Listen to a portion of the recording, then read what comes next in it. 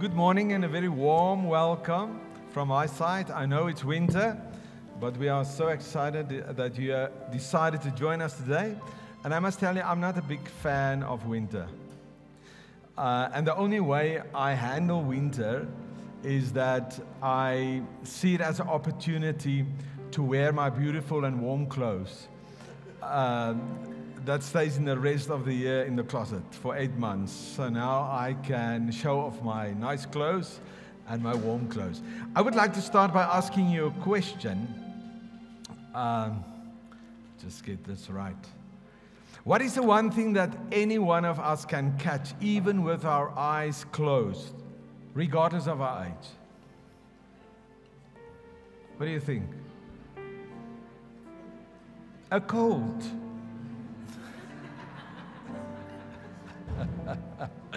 Now, today we start a brand new series that we call All My Ducks in a Row. I'm sure you're familiar with this expression. It actually means get your life in order, act together, ordering of your life. You know, when you become a follower of Jesus, maybe just to remind you again, it's not just a one-time decision. One morning, maybe you were sitting in church, and now you decided, I will accept Jesus Christ, and that's it. But it's actually a lifelong journey until we die of transformation and growth. And through this series, we actually ask the question,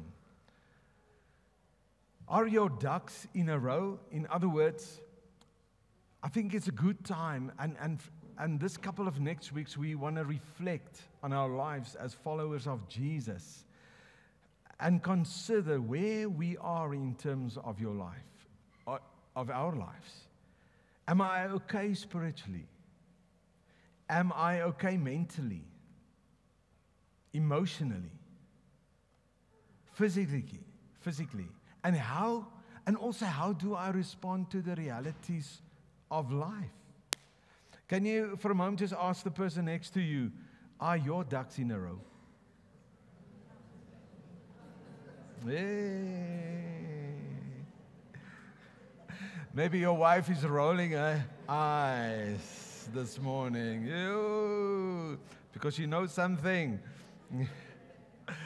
But in this series, we also want to explore what it means to have the mind of Christ. And meaning to have Christ's perspective on everything in our life. Now, our anchor scripture for this series is 1 Corinthians 2, verse 12, up to 3, verse 3, chapter 3, verse 3. And I'm just going to mention a couple of them, just up to verse 16. Paul is writing this letter to believers. They've been following Jesus, and they're on a journey. And then a lot of things happen in that church. And then he's writing this.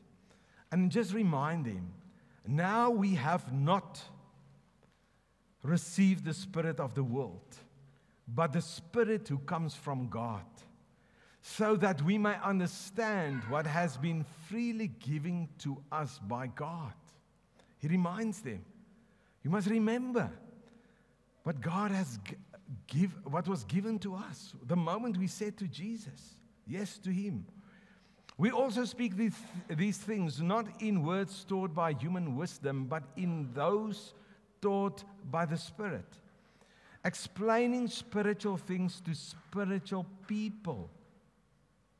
But the person without the Spirit does not receive what comes from God's Spirit. And remember, we just finished a series on the Holy Spirit, the person of the Holy Spirit, and the role of the Holy Spirit in our lives. And Paul just to come and confirm that the person without the Spirit, capital letters, does not receive what comes from God's Spirit, because it is foolishness to him. He will not be able to understand since it is evaluated spiritually. The spiritual person, however, I think so, can evaluate everything. I want to repeat it. The spiritual person, however, can evaluate everything, and yet he himself cannot be evaluated by anyone. For who has known the Lord's mind that he may instruct him? But we have the mind of Christ. You see, Paul comes and he wants to remind us.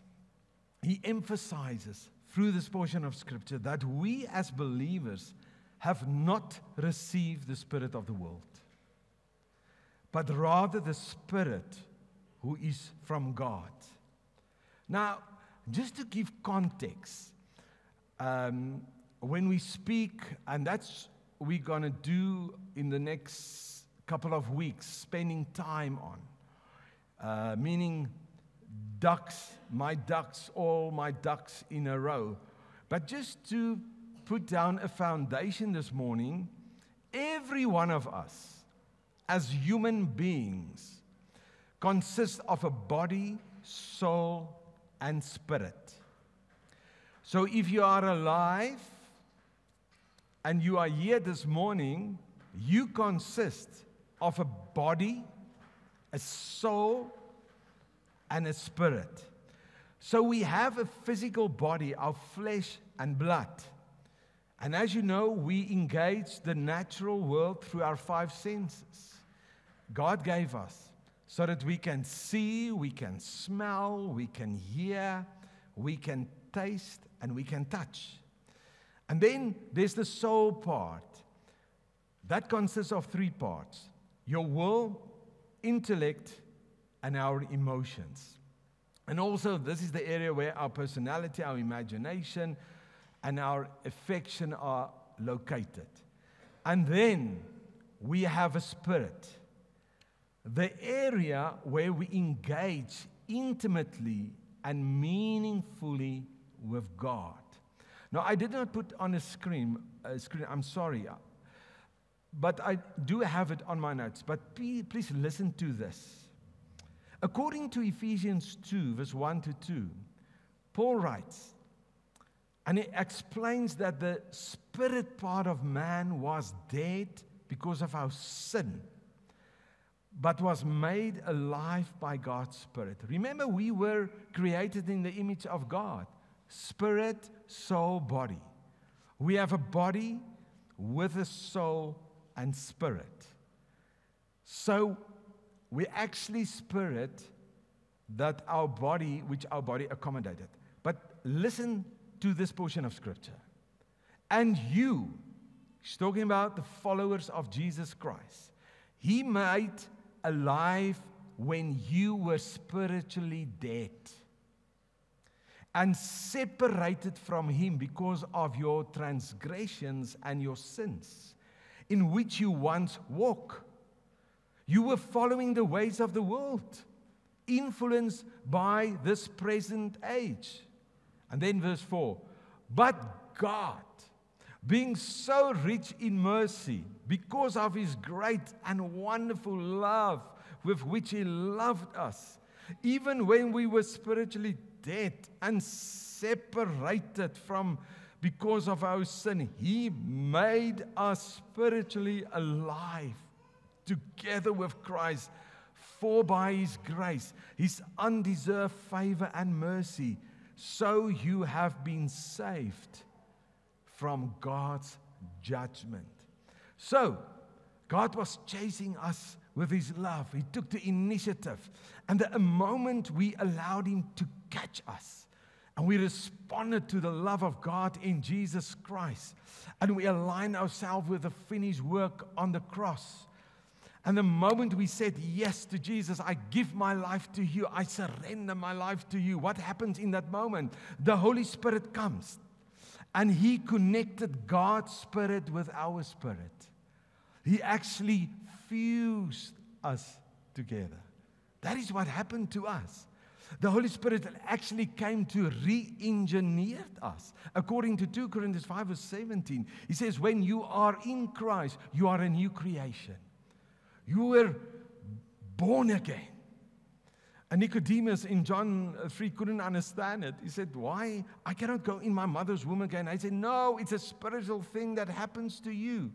He comes and he restores the relationship intentionally by the working of the Holy Spirit in our lives and establishes God's grace in our lives.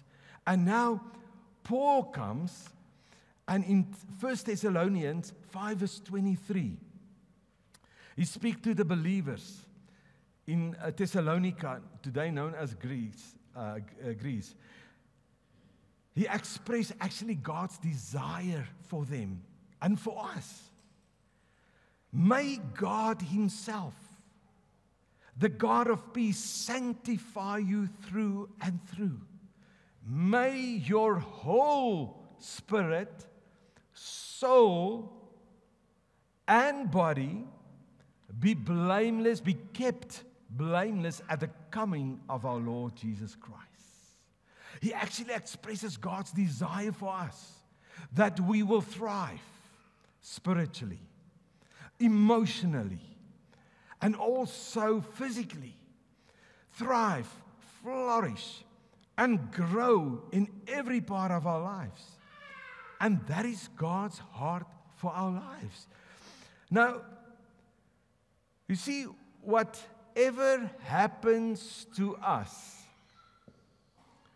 in life, if you lost somebody, if you go through bankruptcy, whatever happens to us in life, and we know we're not in heaven, we're in this world, life happens to us. Sometimes life does not work for us. Whatever happens to us in life has a direct impact on our body, our soul, and our spirit. Amen?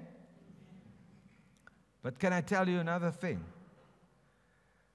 It's also true the other way around. Whatever happens in our spirit has an impact in our soul and our physical, external life.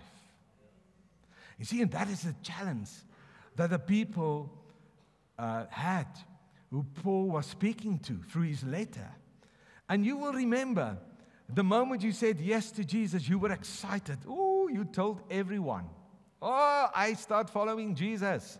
And it did not take long to discover that we start having our own perception and perspective of life. And sometimes we thought or think that we can deal with life and how things are supposed to work. And not always are aligned, and we do things and we plan and we think that's not always aligned with our eternal reality, meaning in line with the mind of Christ. Paul writes in Romans 12, verse 2, he said, he encouraged the believers in Rome. He said, don't become so well adjusted to your culture. And that's the same thing today in our lives. In 2025, he said, don't become so well adjusted to your culture that you fit into it without even thinking.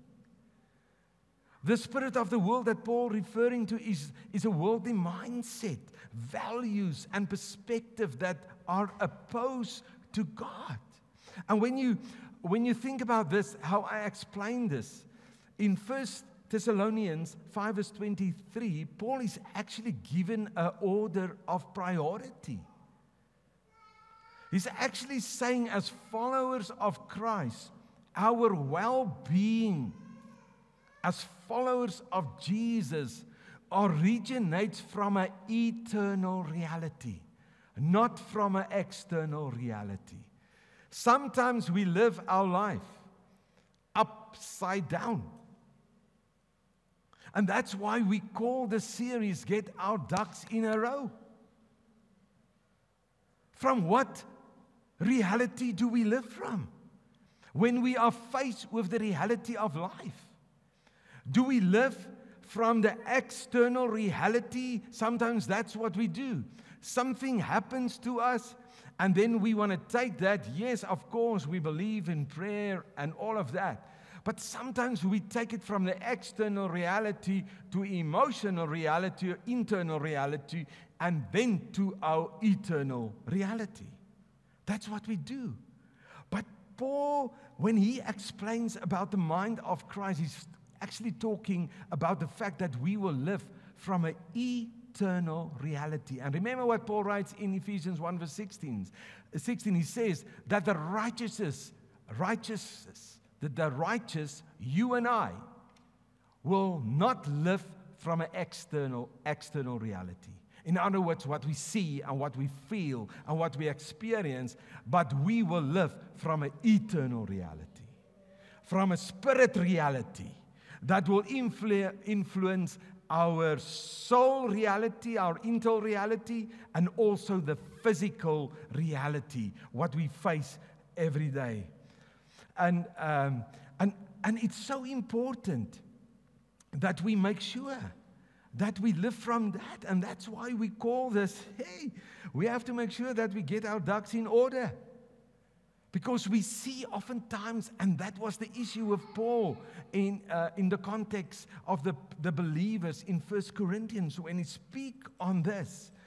So the mind of Christ means that I live from an eternal reality, from a spiritual reference that influence, a spiritual quality that I cultivate, allowing to perceive and to respond to life situations from a Christ-centered, eternal perspective.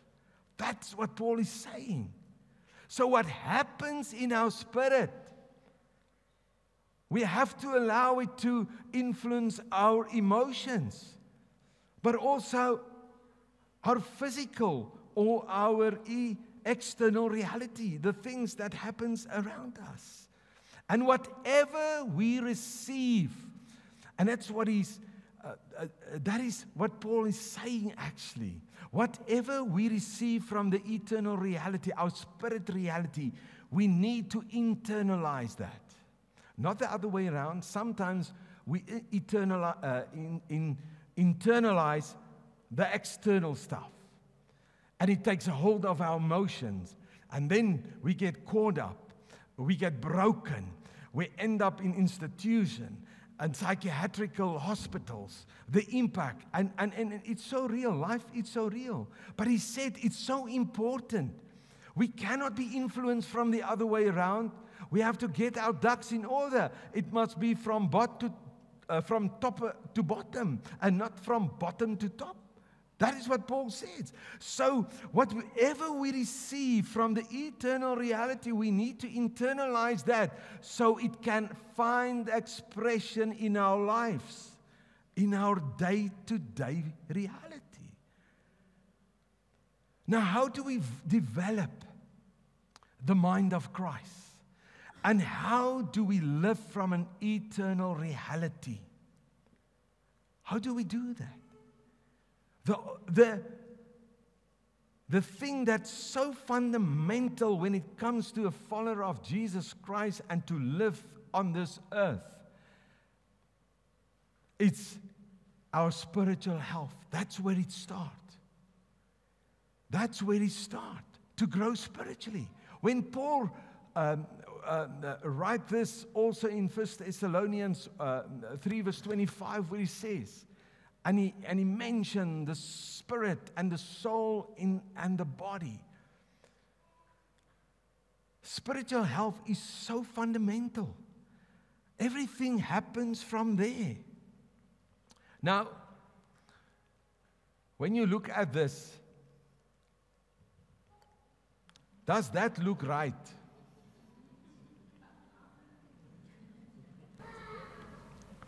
It doesn't look right. And Paul, when he was writing this, he was actually moaning and groaning. He said, you're supposed to live from an eternal reality. You're supposed to allow the Spirit influence every part of your life. But the reason being, you're still babies. You still need milk. Instead of solid food, you still drink milk. You're still too worldly. And they demonstrated they are not fully living according to eternal reality, but from an external reality. Bottom to top, not from top to bottom. And the question this morning is, do you live from that reality? Do you live from that eternal reality? Does your spirit influence your emotions and your external reality, or the things that happens to you in real life? Where are you? And another question is, are you okay spiritually? Because it's God's heart that we will grow spiritually. When challenges face us, when we experience the reality of life every day, that our spirit will be strong enough and aligned with the mind of Christ. Our spirit will influence our emotions and our external reality. And I ask again, where are you this morning? When you think about your life, where were you last year this time? And could you experience growth in terms of your spirit reality? Are you spiritual healthy this morning? Are you okay spiritually? Because this is fundamental. This is the foundation of our life as followers of Jesus Christ. And that's why we ask the question, or at this time we reflect on, through this series, where are we? You know, when you're unhealthy, you usually go to the doctor and they do a bit of checkups. If you're healthy, and if you're not healthy, they give you something so that you get healthy. You see, the more I surrender to the Spirit and the mind of Christ, the more we'll be transformed in all areas of our life. It's about healing to the Spirit's influence and living in alignment with God's will rather than be controlled by the flesh or personal desires. Are you flourishing when it comes to your spiritual life? You're the only one that can answer this. How do we measure this? I put a couple of questions down here. How do we measure ourselves? Are we spiritually healthy? How can I measure that? Maybe you can ask this question, does my life show that God is my highest priority? Am I dependent on the Holy Spirit for every aspect of my life? Do I surrender everything in my life to God? Do I regularly meditate on God's Word and invite Him into my everyday activities? Am I the same person in public than I am in private?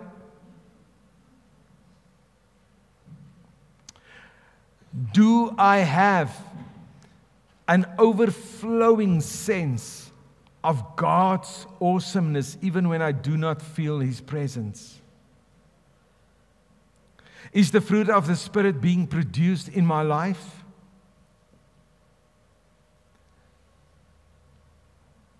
When people look at me, do they enjoy and see the love and the joy and the peace and the long suffering, the kindness, the goodness, the faithfulness, gentleness, and self-control? When you're on your way and somebody's driving only 20 kilometers and the speed limit is 60, do you have the self-control to keep it back and give this lady an opportunity to keep on driving? I made that mistake the other day. And that person is here.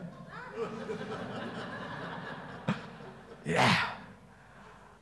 And the Holy Spirit convicted me. He did not condemn me, but He convicted me because the grace of God is so amazing. But you see, we all get exposed to the reality of life. And from what reference? From what reference do we approach everything in life?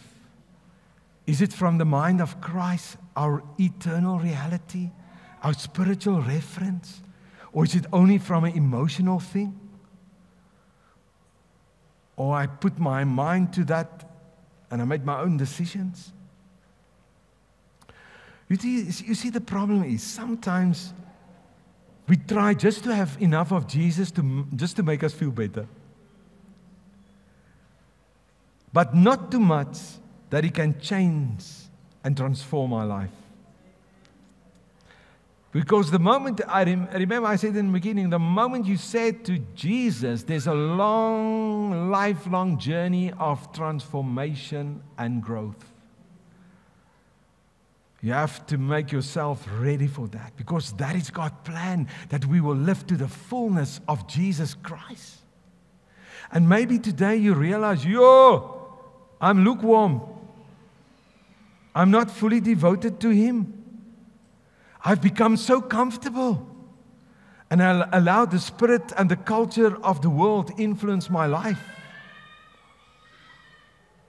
And not the other way around.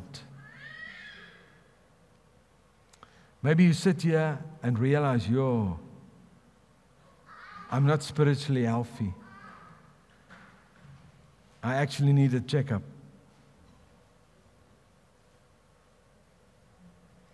I allow the external reality influence my life. So how do we grow spiritually? Just in terms of my own life, Dallas Willard said, we're not trying to be different people, but we're training to become different people.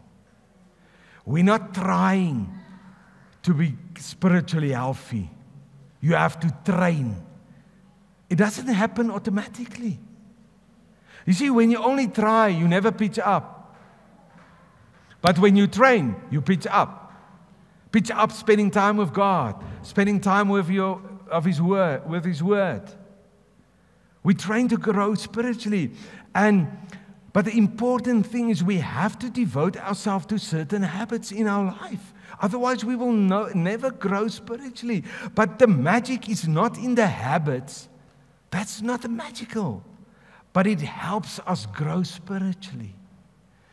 And not stay there. Stay in the cot, drinking milk all the time. And what are these life-giving habits? I just put up a couple of those. Willem, you can come forward. And I know you are familiar with this. We know you are familiar with it. And we know it. Everyone wants to go to heaven. No, but not now. Everyone wants to be thin, but they do not stop eating. Everyone wants to be fit, but never go to gym. It's not about trying, it's about training. We have to take note of our habits, because that is God's desire.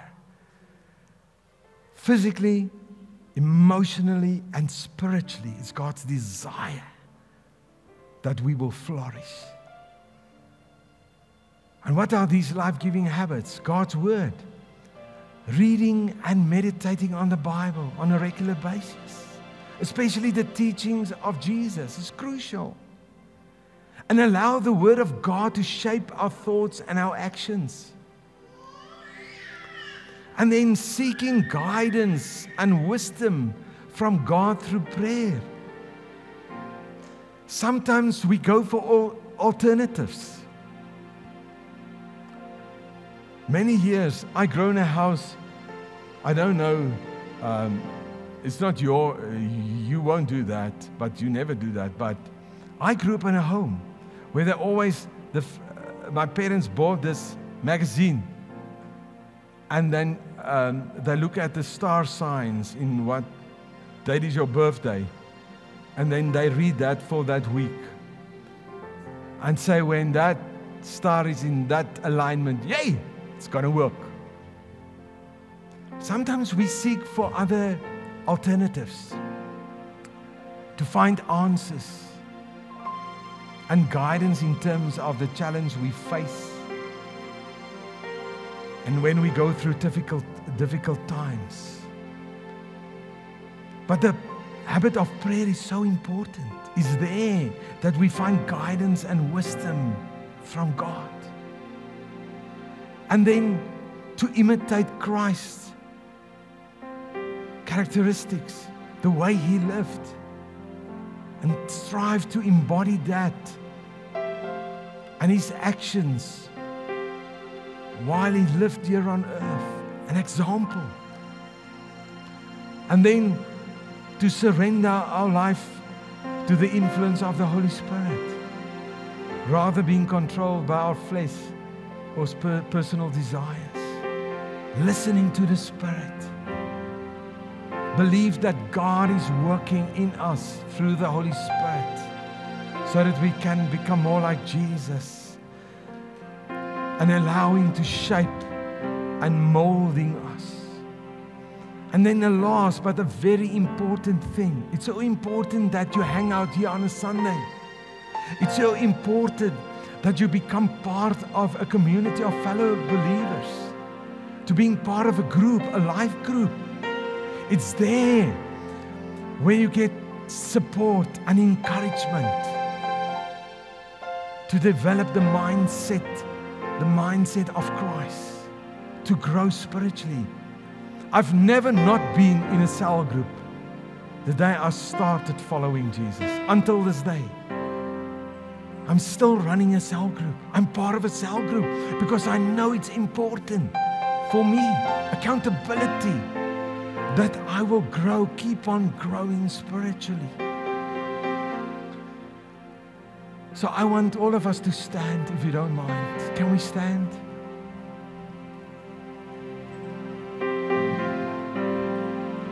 Going to church doesn't mean you're a follower of Jesus. And allow Christ to influence every part of your life. It doesn't mean anything. And maybe you are here this morning and know,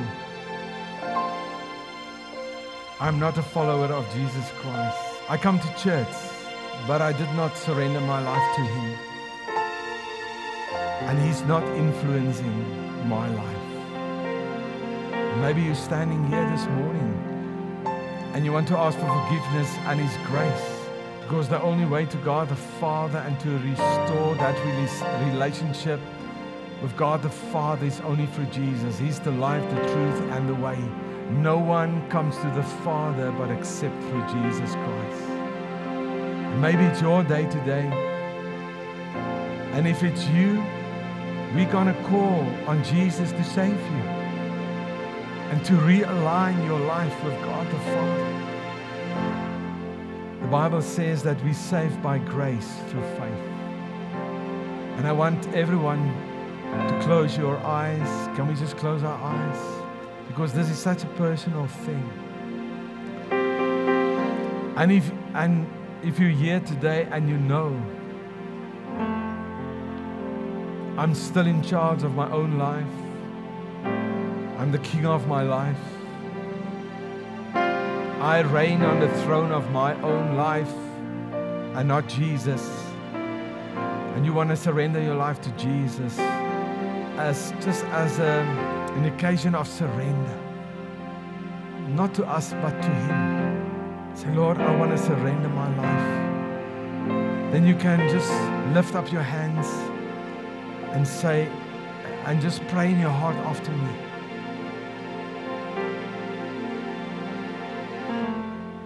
Very softly in your heart. Lord Jesus, I'm surrendering my life to you. I believe that you died on the cross for my guilt and my shame and my pain. I'm not in a relationship with God the Father, and you are the only way that can restore that. I believe the finished work of Jesus on the cross, it was perfect. And that moment when you die, I was included. And you are everything I need. I want to know you and I want to serve you. I don't want to be a fan or a spectator of you, Jesus, but I want to follow you wholeheartedly. I surrender my life to you. Thank you for this new life now, and that I can trust you with my life. Thank you for accepting me. And now, through the working of the Holy Spirit, restore my relationship with God the Father. Thank you, Jesus. Amen.